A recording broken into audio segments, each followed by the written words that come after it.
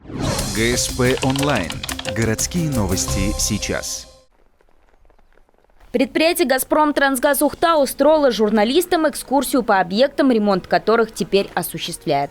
Цель озвучивает генеральный директор. Хочу, чтобы вы действительно там сняли и пофотографировали, потому что мы иногда, когда открываем объекты, да, вот, например, касается это больницы, люди приходят, видят картинку красивую, ну и, в общем-то, как будто оно так было всегда. И некоторые наши граждане говорят: вот, показуха там. Но вот прежде чем показать это все, да, вот этому предшествует огромная гигантская работа, произведенная строителями. Экскурсия охватила социальные объекты. Первым стал центр имени Корчевского, или, проще говоря, Дом пионеров. По словам мецената, тут такой объем работы, что легче было бы построить новые центры детского творчества. Но мы знаем, что, извините, здесь выросли поколения, многие поколения ухтинцев, и люди в свое время, много-много лет назад все-таки его сделали. Но мы просто не имеем права, да, вот его просто снести, значит, и построить что-то новое. Мы просто не имеем права. Поэтому все-таки был выбран путь на именно реконструкцию.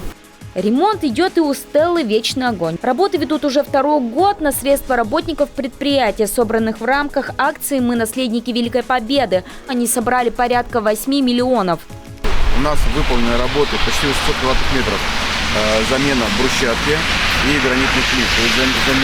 Замена гранитных плит, которые непосредственно под Стеллой, ступени по ступеньке, и гранитная брусчатка, которая здесь находится. Замена почти 200 погонных метров. Это гранитные бордюры. Заменили все на новый гранитный бордюр. На следующий год мы планируем, в этом году еще сделана подготовка, прокладка инженерных сетей под архитектурную подсветку непосредственно самой Стеллы. Посетили и детскую больницу. В планах капитальный ремонт 3 этажей. Также будет проведен текущий ремонт подвального помещения, замена кровли и фасадов. Подведены новые сети электроснабжения, ливневой канализации, вентиляции, приточной вентиляции. Александр Викторович еще согласовал покупку новых реанимационных панелей для детской реанимации.